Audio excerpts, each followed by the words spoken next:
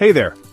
Have you ever faced something that felt way too big for you? Maybe a really hard test at school, or standing up for a friend when no one else would? Well, let me tell you a story from the Bible about faith and courage, about a young shepherd named David.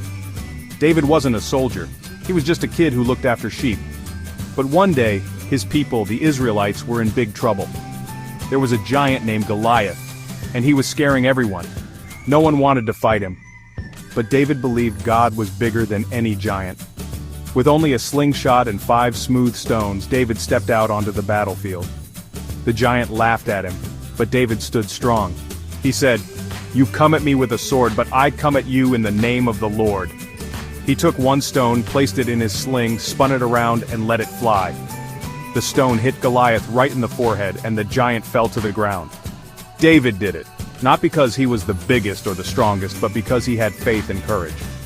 You know, sometimes I feel like I'm facing my own giants, problems that seem too big to fix. But just like David, I remember that faith isn't about being perfect or fearless. It's about trusting God, even when things are scary. So next time you're afraid or unsure, remember little David and his big faith. Stand tall, be brave, and trust that God is with you every step of the way.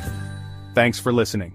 If you liked this story, share it with your friends and keep spreading courage and faith wherever you go.